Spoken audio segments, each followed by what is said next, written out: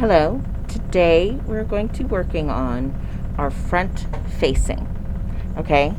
So this vest, the vest itself is bag lined. That essentially means we're going to make the vest in the fashion fabric, and then we'll make the vest in the lining fabric, and we'll sew them together around the edge and then turn them right side out, which will finish the edges and have a nice clean lining on the inside. Now for this particular fabric pattern, we have a front facing, and that's very typical on garments that have a front closure, sometimes a back closure, but especially a front closure, because what that means is when we do a bag lining, then the lining is right up against the edge of the fabric. So if this was just lined with the lining fabric, then when we looked at the front and we looked in the inside of the front, we'd immediately see the lining. So it'd be right up against the edge, which is fine. But a more professional finish and a more professional look is to have a more it just feels more finished, is if you've got a facing that's made out of the fashion fabric, so that when we open up the front, we see the fashion fabric. That's especially nice if you're going to wear this vest open. You'll see it a lot on coats and jackets, because those are things that may also be worn open. So that way we're seeing our fashion fabric even when it's not closed all the way. Okay. Now, in order to make this happen, what we could do is just make the entire front lining out of the fashion fabric, but that's not going to help it kind of fit on the body as well. The lining helps to give it a little bit. It tends to be a little bit smoother fabric, maybe more lightweight, because if we're using the fashion fabric inside and out, it might be a little more bulky.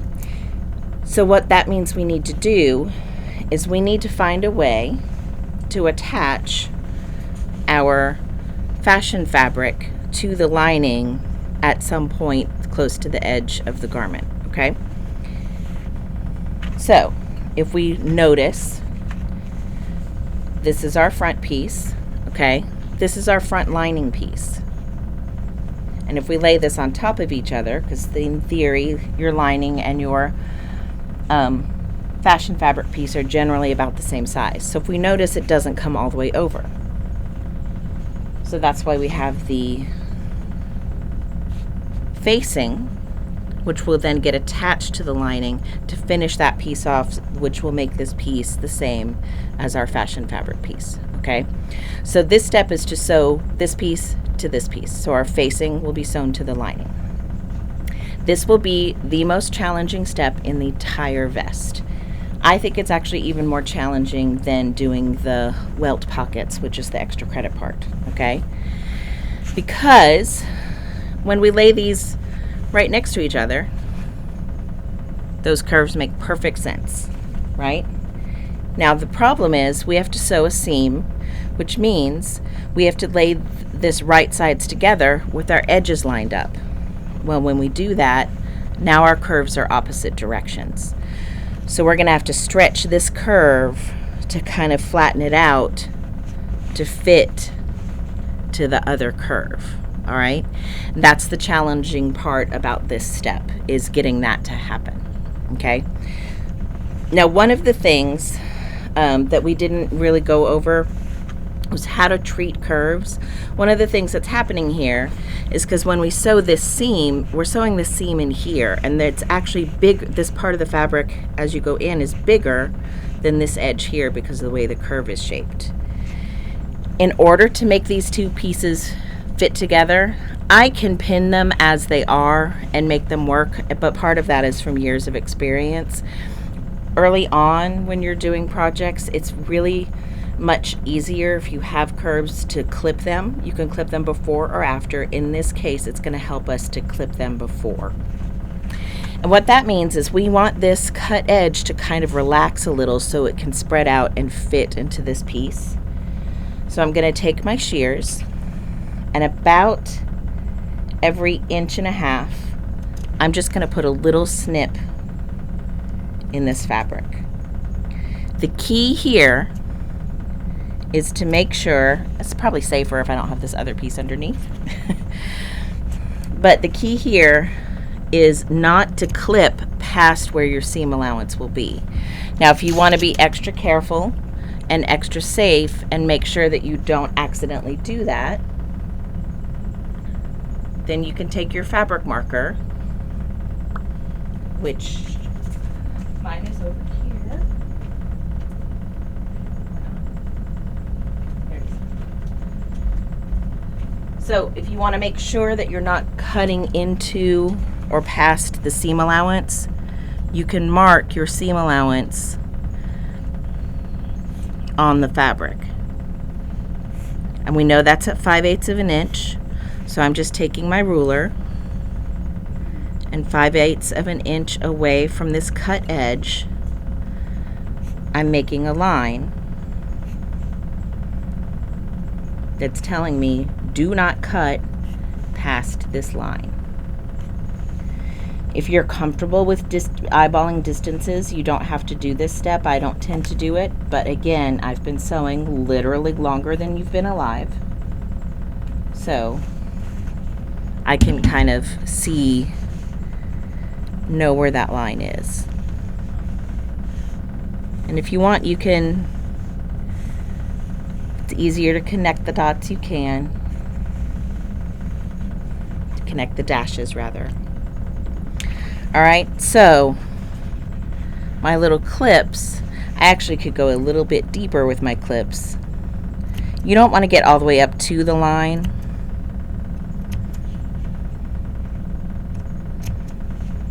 But relatively close is fine. Okay? So we're just going to do that all the way up the length of this. Now another little trick, if you notice, when I'm doing these clips, I'm only using as much of the shears as I need to make the clip. So my clip is that long, I'm just using the tip of the shears.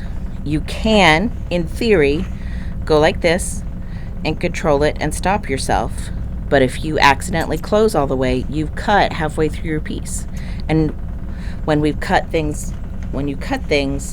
you can't really go back and fix them. If you sew them wrong, we can pull the seam out and do it again. But if you have an issue when you've cut them, then that makes it much, much harder to repair. Okay, so on our front facing, we've drawn our 5/8 inch line on the long curved side. This shaped side here is our center front. We're concerned with the long curved side. Every about 1.5 inches or so, we've made about a 1/2 inch deep snip. And what that's going to do, so now we need to sew these right side. If your fabric does not have a right and a wrong side, after you've sewn the darts, a right side has been created, okay? So the part where you see the stitching and the fold, that's the wrong side. This is our right side or finished side. We're working with the long curved part of this piece as well. And this is not going to lay it completely flat. This one doesn't go with this one. It goes with this one. Right? And did you see how I discovered why that's doesn't match? Because we need right sides to go together. And if I put right sides together, my pointed shaped part is along that curve, not the long curve. The curved part isn't matching. So, I have this one right side up. And now I'll take my prepped, clipped. So, and the longer part here is the top. Where the armhole is the top on this one. So that helps us with lining them up. What also helps us lining them up is we have a notch. So I've chosen to mark my notches so that yellow line is a notch. And on this guy, I have my yellow line that's also a notch. I don't think that's translating well on screen. So I'll just draw a little blue line for you guys to see. So that's the other notch. Now when I put these right sides together, I'm going to start by matching my notches.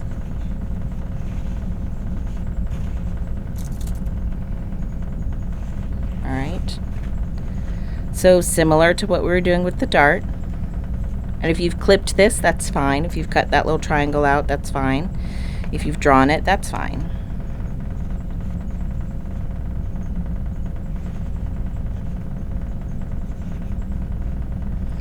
They're not quite lining up, so I'm just continuing to arrange it until they do. And there we go. Now we have our notches lined up, okay? The next part I'm going to line up is my top and bottom corners.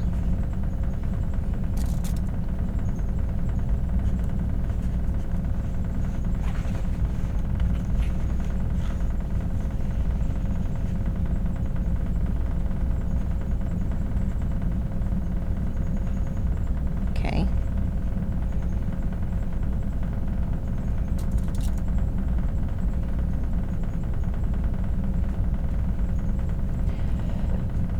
And if your bottom corners aren't lined up exactly, the part that's the most important is 5/8 away from that edge is where those pieces need to meet and cross, okay? Because sometimes, because the shapes of things, the corners may not be exact. You have to be concerned about where they are when they're being sewn. All right, so I've matched those 3 places, and now I'm going to come through, and now I'm going to line these edges up and pin these 2 curves together. Now, what's happening is because I've clipped these to relax this edge, this will pin, and then this guy's going to kind of open up a little to be able to lay flat for the next step. All right, and we're going to do that all the way down. And how far these open, they're not going to need to open a whole lot, but the farther they open, the more kind of stretched out that edge is going to be. And by the time you get to the top, you want these edges to match as closely as possible. You don't want to end up with a bunch of extra fabric up here, so you just kind of have to monitor that and keep an eye on it. Like I said, I believe that this is the most challenging step on this whole vest.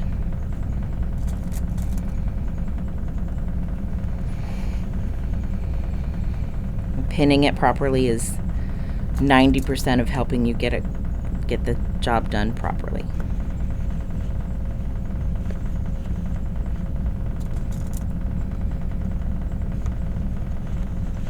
Now if you get up here to where it's pinned at the notch and you've got too much fabric one way or the other, if you have too much lining fabric, then that means you haven't opened these notches enough as you go along. If you've got too much facing fabric, then you've opened these notches too much as you've been pinning, okay? So it's a little balance. I can't tell you a formula. It's a thing you just kind of have to feel out and try as you're doing it.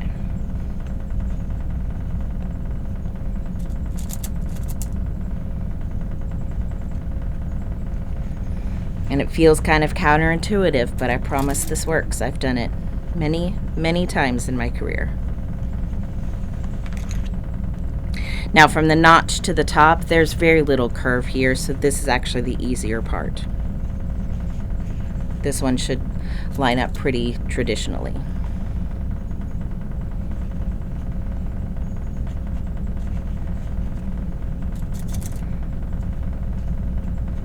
All right.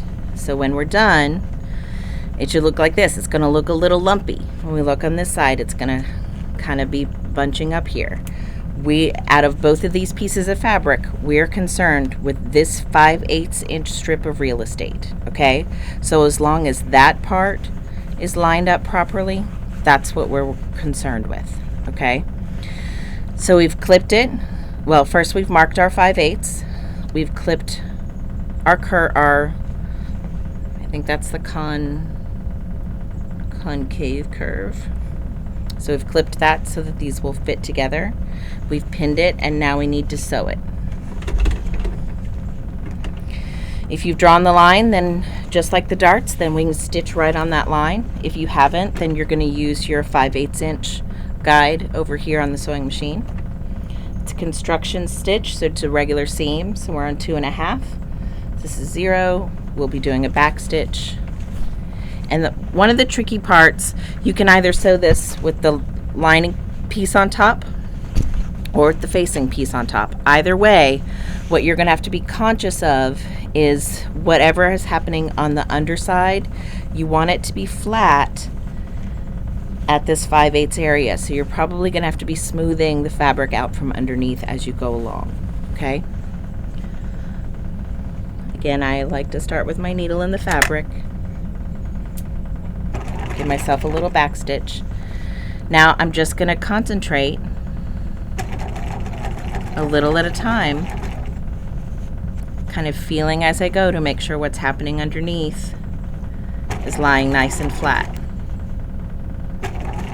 at that point, right? It may not be up here, it may not be back here, but whatever's going under the needle, that needs to be flat. You should be taking your pins out as you go along.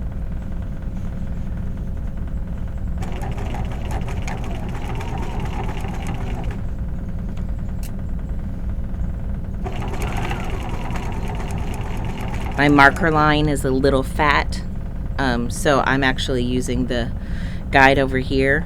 So even if you have a stitching line drawn, it's up to you kind of how you use it, as long as it's 5/8. Now if a stitching line has been drawn for you by your cutter draper, use that stitching line.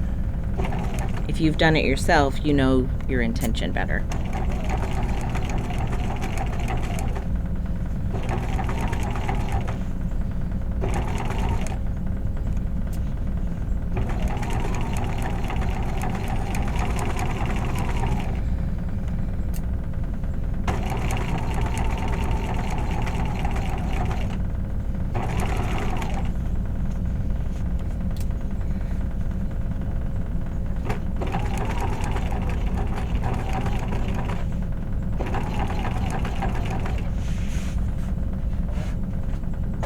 And again, just note that I'm kind of keeping an eye on where these two pieces are being stitched together. I'm keeping my hand under here to help keep that flat.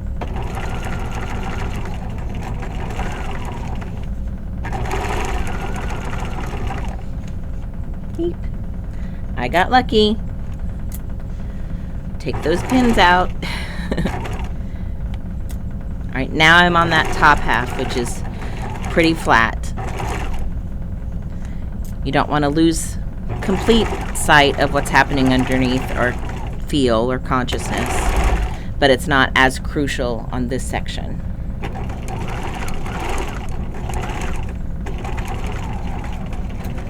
All right, we get to the top and we will back stitch.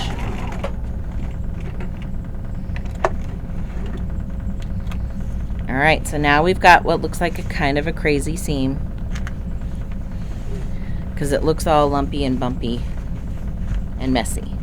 Now here's the magic part.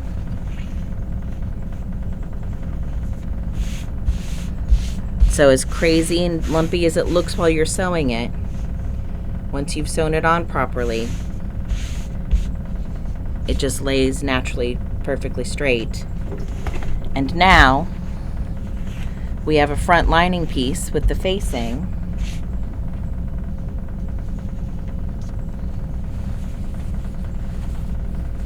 That matches our front fashion fabric piece.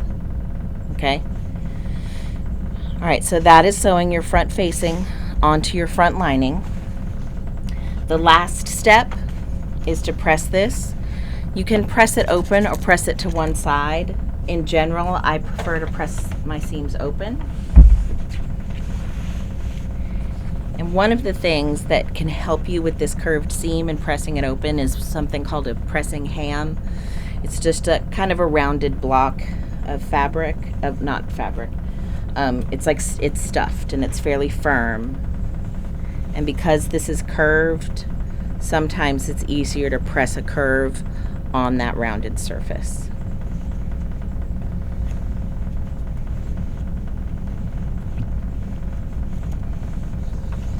And if you notice, we get a little bit of kind of puckering on this side of the seam.